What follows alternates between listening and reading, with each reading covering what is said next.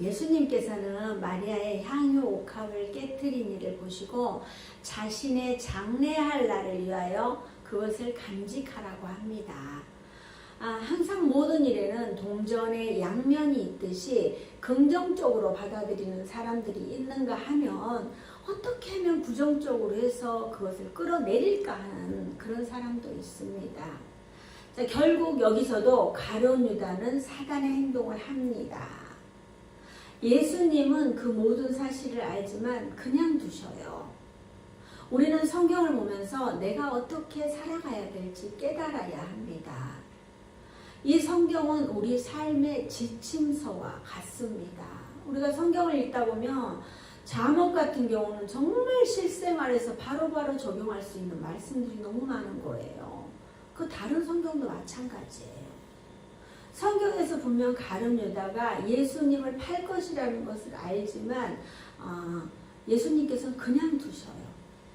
때가 되지 않았기 때문에 기다리시는 거예요. 우리는 어떻습니까? 억울해서 못 참고 이것을 끝까지 묵상해서 어떻게 하면 원수를 갚을까 이렇게 생각하고 있지는 않는지 우리를 돌아봐야 합니다. 저라고 뭐 억울한 일이 없겠습니까? 억울한 일이 정말 많습니다. 하지만 참아야 합니다. 그럼에도 불구하고 예수님의 십자가를 묵상하다 보면은 넘어갑니다. 우리의 삶에는 삶의 지침서 대신 말씀이 계시기 때문에 그 말씀만 붙들고 가면 우리는 괜찮습니다. 그래서 매일 새벽 말씀을 묵상하고 그 말씀을 대로 살라고 정말 발버둥을 칩니다. 우리가 그렇게 하지 않으면 하루도 넘어갈 수 없어요. 나의 자아는 언제든지 있잖아요. 막 꾹꾹 눌러도 벌떡벌떡 일어나는 거예요. 저처럼 열정이 있는 사람은 뭐가 벌떡벌떡 일어나요. 내 자아가 일어나는 거를 이게 원하는 게 아니고 이 상황 속에서 주님은 어떻게 하실까? 주님은 이럴 때 어떻게 하실까를 생각해 보는 거예요.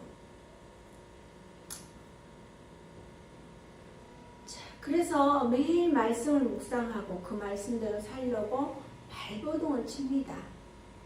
그렇게 하지 않으면 정말 우리가 어떻게 할 수가 없어요. 근데 여기에서 내 자아가 아닌 예수님의 가르침대로 사는 마리아는 예수님께서 어떻게 말씀하고 계시는지 살펴볼게요. 예수님께서는 온 천하에 어디서든지 이 복음이 전파되는 곳에서는 이 여자가 행한 일도 말하여 그를 기억하리라 하셨습니다. 어떻게 해요? 이 여자가 하는 행동을 기억하라. 우리도 마찬가지. 우리가 한 행동을 예수님이 기억하시면 돼요. 누가 알지 못해도요. 예수님이 기억하시면 돼요. 우리가 천국에 가면요. 그 상급을 다 받을 수가 있어요. 마리아는 성경에 있으니까 이렇게 막 그렇게 되지만 우리는 누가 알아주지도 않아도 주님이 다 아시기 때문에 마지막 날에 우리는 다 그 계산이 다 돼요.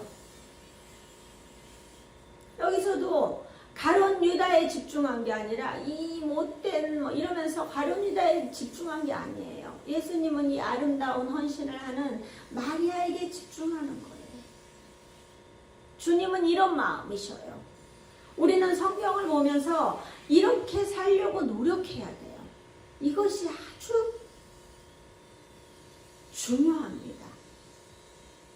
이렇게 이야기하고 있는 이 시간에 무리들이 막 몰려와요. 자, 9절 보겠습니다. 유대인의 큰 무리가 예수께서 계신 줄 알고 오니 이는 예수만 보기 위함이 아니요 죽은 자 가운데서 살리신 나사로도 보려 함이러라. 아멘.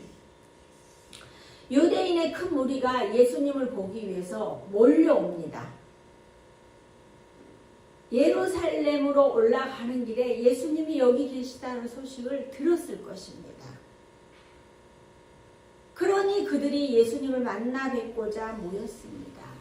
지금까지 많은 이적을 보이셨지만 특별히 죽은 지 나흘 만에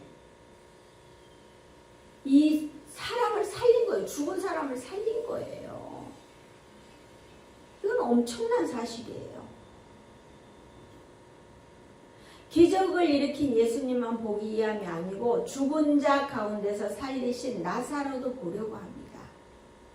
과연 죽었다가 살아났으니 그게 정말인지, 또 나흘이나 지났는데 뭐 어디가 막 썩어갖고 이렇게 골맞는지, 이런 상황들을 살펴보고 싶어서도 오는 거예요.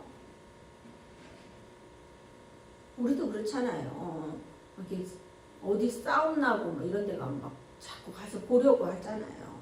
이 사람들도 마찬가지예요. 10절에서 11절 대제사장들이 나사로까지 죽이려고 모이하니 나사로 때문에 많은 유대인이 가서 예수를 믿음이러라. 끊임없이 종교 지도자들은 예수님을 죽이려고 합니다. 그런데 사람들의 시선이 쏠리는 나사로까지 또 죽이려고 합니다. 예수님을 죽일지라도 죽음에서 살아나는 나사로를 보면 자신들의 자리는 분명히 흔들릴 것입니다. 그러니 예수님뿐만이 아니라 나사로도 죽이려 하는 거예요.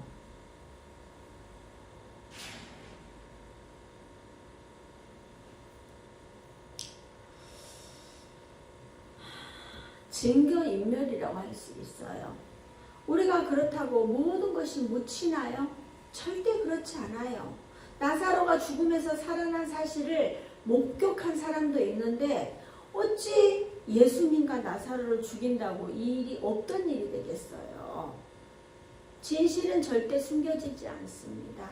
우리가 손으로 아무리 태양을 가린다고 해보세요. 태양이 가려집니까?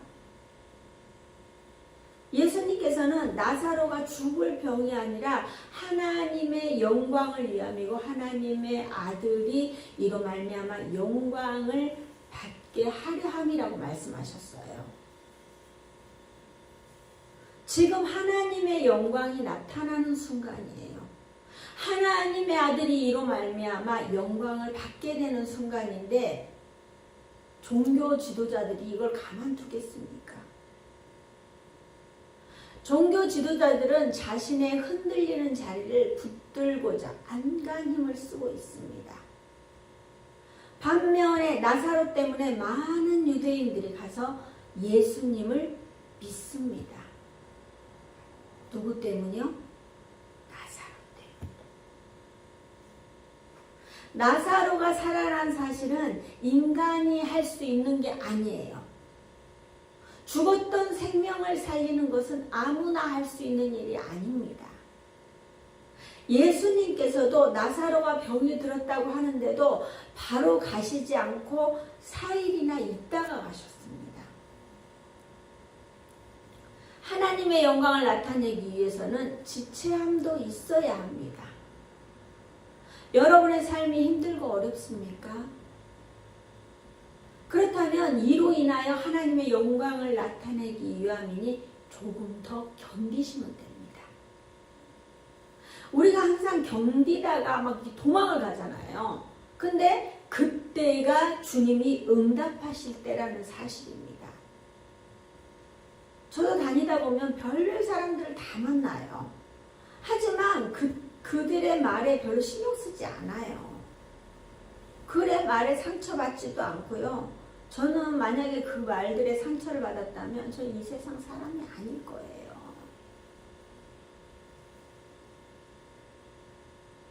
우리가 기다리는 게 중요합니다. 예수님도 보십시오. 나사로를 살리고 나니 얼마나 예수님을 죽이려고 모의하고 있겠습니까? 결국 어떻게 해요? 빈들 가까운 에브라임까지 피난 갔다가 거기에 계시다가 오신 거예요. 사람들은 그때도 막 수군거려요. 예수님이 어디 계시는지 막 알고자 하는 거예요. 하지만 예수님은 예수님의 때에 나타납니다. 우리도 마찬가지, 우리의 때가 있습니다. 12절 13절 그 이튿날에 명절에 온 큰 무리가 예수께서 예루살렘으로 오신다고 것을 듣고 종로나무 가지를 가지고 맞으러 나가 외치되 호산나 찬송하리로다. 주의 이름으로 오시는 이 곧 이스라엘의 왕이시여 하더라. 아멘. 그 다음날 큰 무리들이 예수님께서 예루살렘으로 오신다는 것을 듣고 종려나무 가지를 가지고 맞으러 갑니다. 훗날 이날을 종려주일이라고 부르게 됩니다. 6월절을 앞두고 미리 예루살렘으로 올라가고 있는 상황 속에서 예수님을 만났습니다. 그들은 얼마나 반가웠겠어요. 종려나무 가지를 흔들며 춤을 추며 환영했을 것입니다. 사랑하는 동역자 여러분, 언제 여러분은 이렇게 예수님을 환영해 보셨습니까?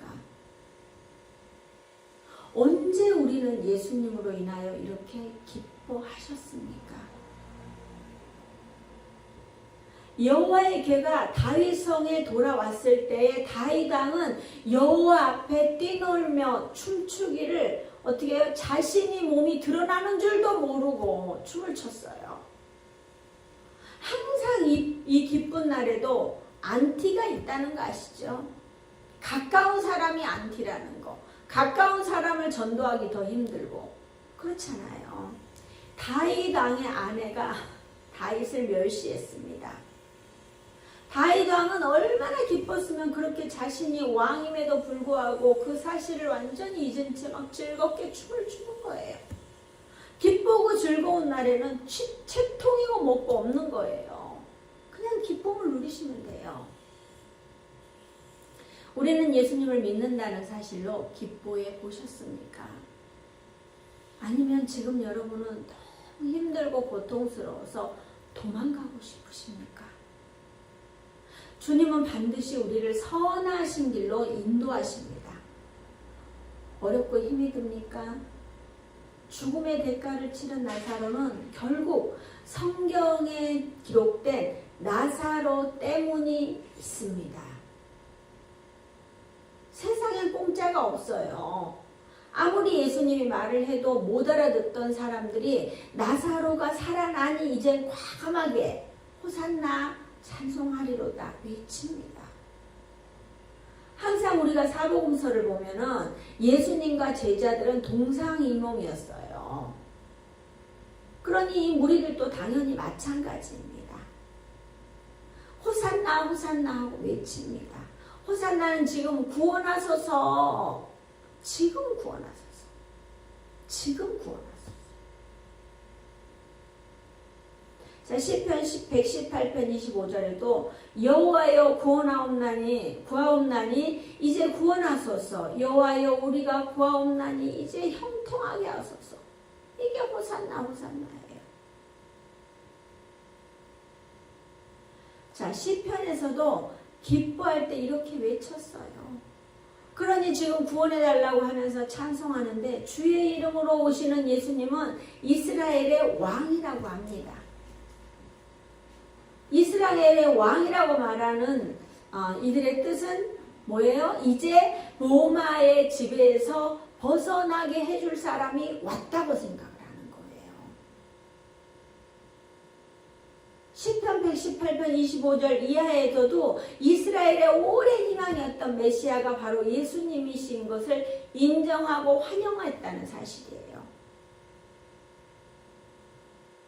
요한복음 1장 49절에서도 예수님을 어떻게 표현했냐면 나다나엘이 대답하되 랍비여 당신은 하나님의 아들이시오 당신은 이스라엘의 임금이로소이다. 이 무리들은 임금이 오셨으니 자신들이 원하는 것을 다 이루어줄 것이라고 생각하고 환호합니다. 종려나무 가지를 흔들면서 얼마나 기뻐했겠습니까?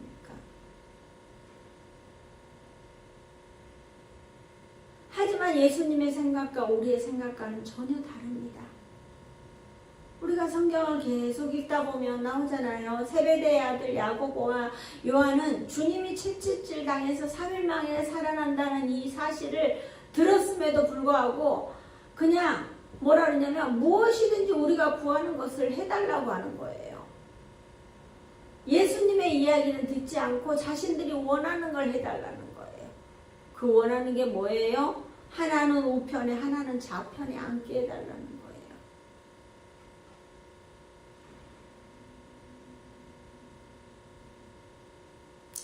제자들도 이 정도인데 이 무리들이 뭘 알겠습니까? 그러니 이제 이스라엘에 기다리던 왕이 오셨으니 로마의 지배에서 벗어날 수 있겠다고 생각했을 것입니다. 하지만 예수님의 모습 우리가 한번 볼까요? 예수님이 나타날 때 우리는 막 너무 환호하고 막 대단하게 나올 줄 알았는데 예수님은 참 이런 모습으로 나타나십니다. 14절에서 16절 예수는 한 어린 나귀를 타고 보고 타시니 이는 기록된 바 시온 따라 두려워하지 말라. 보라 너의 왕이 나귀 새끼를 타고 오신다함과 같더라. 제자들은 처음에 이 일을 깨닫지 못하였다가 여호와께서 영광을 얻은 후에야 이것이 예수께 대하여 기록된 것임과 사람들이 예수께 이같이 한 것임을 생각났더라. 아멘. 예수님은 어린 나귀를 타고 오셔요. 이 마태복음 21장 1절에서 5절을 보면은 그들이 예루살렘에 가까이 가서 감람산 벳박에 이르렀을 때 예수께서 두 제자를 보내시며 이르시되 너희는 맞은편 마을로 가라. 그리하면 곧 매인 나귀와 나귀 새끼가 함께 있는 것을 보리니 풀어 내게로 끌고 오라. 만일 누가 무슨 말을 하거든 주가 쓰시겠다 하라. 그리하면 즉시 보내리라 하시니 이는 선지자를 통하여 하신 말씀을 이루려 하심이라. 일러스되 시온의 딸에게 이르기를 내 왕이 내게 임하나니 그는 겸손하여 나귀 곧 멍에 매는 짐승의 새끼를 탔도다 하라 하였느니라. 아멘. 이 장면을 한번 상상해 보십시오. 이 왕을 기다리고 뭐 호산나 호산나 찬양을 하고 있는데 이 얼마나 참 이 희한한 상황이에요. 종교 지지자들은 예수님을 막 죽이려고 뭐 혈안이 되어 있는데 예수님은 뭐 큰 준마도 아니고 막 정말 모양 빠지게 나귀 새끼에다가 뭐 안장도 없이 그냥 옷을 하나 덕하니 깔고 이렇게 나타나는 거예요. 무슨 소꿉놀이도 아니고 병정놀이도 아니고.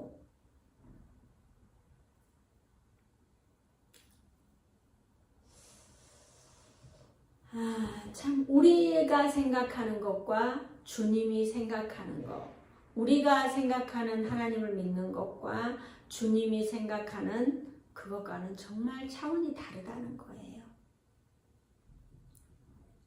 또 여기에 뭐라 그랬어요? 겸손하여 나귀를 탔는데 멍에 매는 짐승의 새끼를 탔다고 자세히 설명해요. 예수님께서는 항상 겸손하셔요. 우리도 어딜 가나 겸손해야 합니다. 예수님 정도면 멋진 준마를 타도 멋진 명마를 타도 누가 뭐라 하는 사람이 없어요.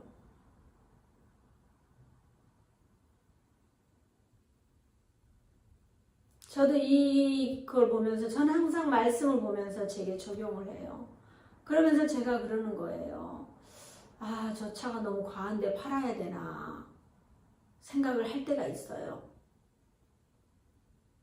그런데 저 차도 기론의 양털 시험하듯이 3번을 제가 시험하는 과정 속에서 하나님께서 주셨기 때문에 어쩔 수 없이 타는 거예요.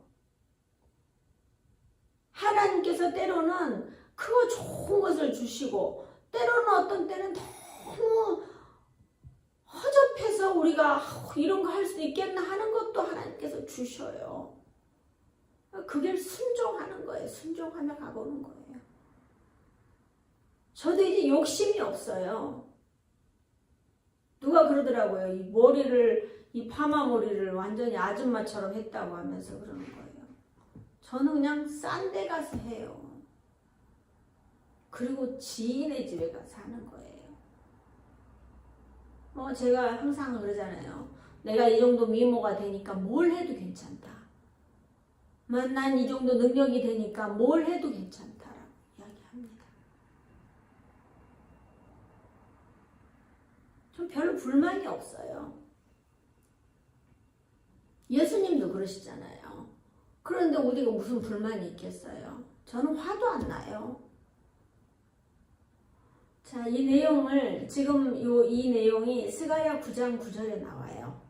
시온에 따라 크게 기뻐할지어다. 예루살렘에 따라 즐거이 부를지어다. 보라, 내 왕이 내게 임하시나니 그의 공의로우시며 구원을 베푸시며 겸손하여서 나귀를 타시나니 나귀의 작은 것 곧 나귀 새끼니라. 아멘. 신약은 구약의 말씀의 성취입니다. 제가 요한복음을 시작할 때 뭐라 그랬어요? 구약은 오실 예수님, 신약은 오신 예수님, 그리고 신약은 구약의 성취라고 이야기했습니다. 구약에 말씀하신 것을 신약에 다 성취하십니다. 신세행복한교회 성도님들은 이 정도는 다 알고 계십니다. 자, 시온의 딸들이라 했는데 그럼 남자들은 없습니까? 자, 있지만 주민들을 여성에 빗대어 표현하는 비유법이에요. 이거는 보통 예언서에서 자주 찾아볼 수 있는 내용입니다. 그러니까 우리가 신약을 읽으면서 구약이 보이고 구약을 읽으면서 신약이 보이는 거는 한 분이 말씀하셨기 때문에, 한 분이 쓰셨어요. 한 분 하나님이 쓰셨기 때문에 우리가 이렇게 이야기를 하다 보면 목사님들도 이 목사님 말씀 다르고 저 목사님 다른 말씀 다르고 다 다르잖아요. 근데 제가 한 이야기만 계속 듣잖아요. 그럼 한 거를 이렇게 쭉 깨져요. 마찬가지예요. 저도 인간이기 때문에 이렇다 저렇다 할 수 있지만 하나님께서는 절대 그러지 않으셔요. 하나님 한 분이 이 성경을 쓰셨기 때문에 쭉 깨지는 거예요. 신약에서 구약이 보이고 구약에서 신약이 보이고 그렇게 할 수 있어야 해요. 구약과 신약을 왔다 갔다 하면서 보면서 우리가 하나님과 가까워지는 거예요.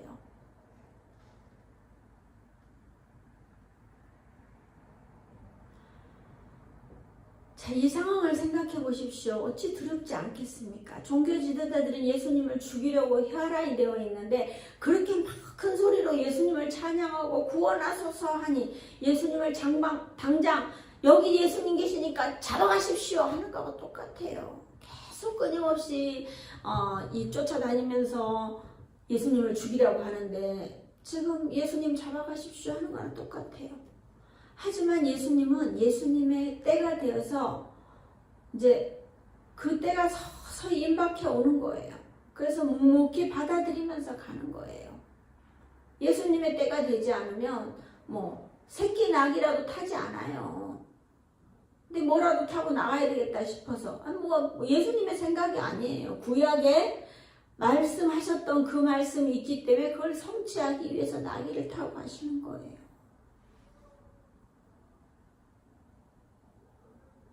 제자들은 이 상황을 제대로 깨닫지 못해요.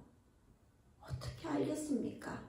우리도 성경을 알고 있으니까 이게 이렇구나. 아니, 성경을 알고 있어도 제대로 이해 못하는 부분들이 많이 있어요. 자, 예수님께서는 제자들을 떠나신 후에 성령님께서 생각나게 하실 때에야 제자들도 이 일의 진정한 뜻을 알게 된다고 그래요. 우리도 마찬가지예요. 이 일들이 지나고 나면 저도 마찬가지예요. 전에 왜 그랬을까 라고 생각했던 거를 지나고 나니까 그랬구나. 지금 상황에도 이해 안 되는 게 있어요. 그러면 그거에 대해 막 고민하지 마세요. 살다 보면은 이래서 이랬구나 알 수 있어요. 우리 어떤 분들은 성경을 막 파고 거기에서 막 안 넘어가는 사람 있잖아요. 우리가 알면 얼마나 알아요. 그냥 쭉 읽으면서 넘어가시는 거예요. 그러면 또 다음에 그게 걸려요. 그러면 또 걸려도 그냥 쭉 넘어가시는 거예요. 몇 번 넘어가다 보면 이게 이 말씀이구나. 신약을 읽다가 구약에서 찾을 수 있고 구약을 읽다가 신약에서 그 말씀의 해답을 찾을 수가 있어요. 그러니까 꾸준히 읽으시면 돼요. 17, 18절. 나사로를 무덤에서 불러내어 죽은 자 가운데서 살리실 때 함께 있던 무리가 증언한지라. 이에 무리가 예수를 맞음은 이 표적 행하심을 들었음이라. 이러라. 아멘.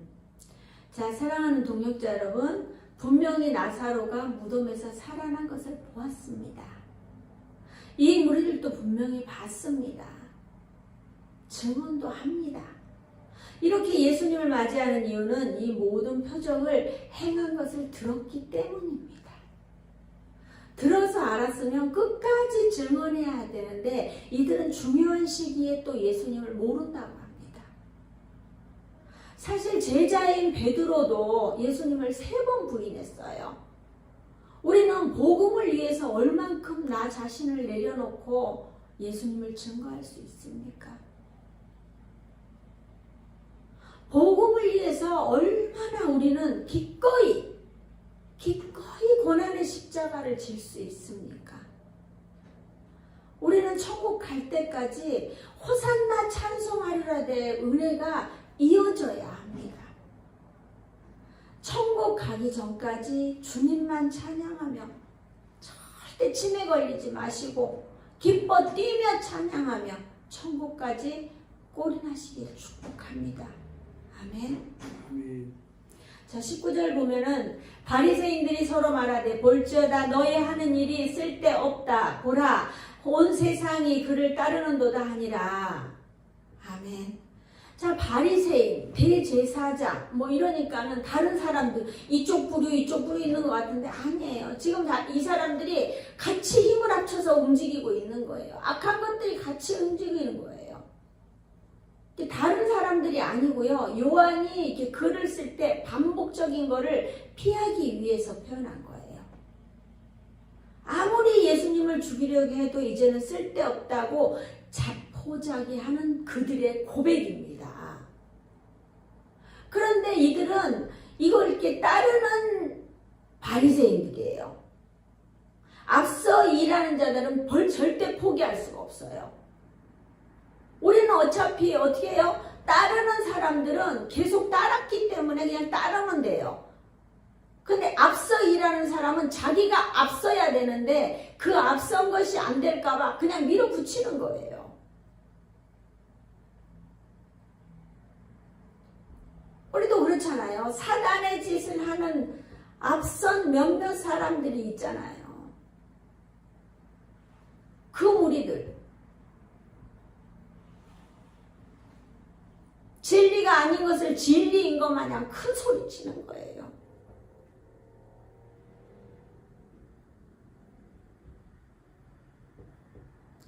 우리도 이런 걸 적용해 봐야 됩니다. 저만 목 터져라 막 여러분 만난 주님을 만나야 됩니다. 주님을 만나서 행복해야 됩니다. 막 저만 그러는데 여러분들은 뜨뜻미지근해갖고 그런가 어쩐가 이렇게 하고 있지는 않는지 나 자신을 돌아봐야 되는 거예요. 앞에서 목이 터져 우리 주님을 사모해야 됩니다. 주님 한 분으로 만족해. 주님이 아니고는 다른 것은 볼 게 없습니다. 막 혼자 막 그러고 있지는 않는지.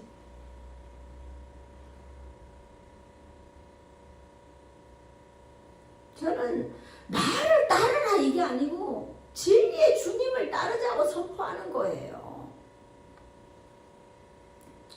우리는 우리가 만난 주님으로 충분히 만족하며 때로는 호산나 찬양하며 나아가며 때로는 나를 쳐서 복종시키며 나아가야 합니다. 이렇게 나아갈 때 나사로 때문에가 여러분 때문의 은혜로 자리 잡을 수 있어야 합니다. 사랑하는 동역자 여러분, 신서 행복한 교회는 아직 시작 단계입니다. 먼 훗날 여러분 때문에 신서 행복한 교회가 부흥되었다는 간증이 넘쳐나길 소원합니다. 여러분이 그냥 자리만 지켰는데 여러분이 예배만 드렸는데 여기 신서 행복한 교회가 이렇게 일어났다. 부흥됐다. 저는 제 이름을 뭐 대단히 올리고 싶은 생각 없어요. 왜냐하면 신서 행복한 교회는 하나님의 나라를 이뤄가는 거예요. 하나님의 나라를 세워가는데 우리가 다 같이 동참하는 거예요. 저도 언젠가는 이 신서 행복한 교회를 누군가한테 물려주고 떠나야 돼요. 그렇지만 있을 때 저는 잘하고 싶어요. 저는 천국 갈 때까지 이 교회를 지키고 싶어요. 후임 목회자가 온다 해도 저는 이 교회를 지키고 싶어요. 기도하면서 이 자리를 지키는 거예요. 사람이 인생을 살면서 정확하게 이게 진리다 생각하면 끝까지 가야 되는 거예요. 이거 했다 말고 이거 했다 말고 사업도 마찬가지. 이거 하다 말고 이거 하다 말고 이게 아니라 이게 진짜인지 가짜인지 알아보고요. 이게 진짜라고 생각하면 아무리 고난이 와도 끝까지 가는 거예요. 가정도 마찬가지예요. 내가 이게 정말 우리 가정을 세워야 되겠다면 끝까지 가는 거예요. 여러분 때문에 주님 나라가 확장되었다는 고백이 정말 넘쳐났으면 좋겠습니다. 사랑하는 동역자 여러분, 항상 주님 나라 위하여 귀하고 아름답게 쓰임받는 저와 여러분 되시길 주님의 이름으로 축복합니다. 아멘.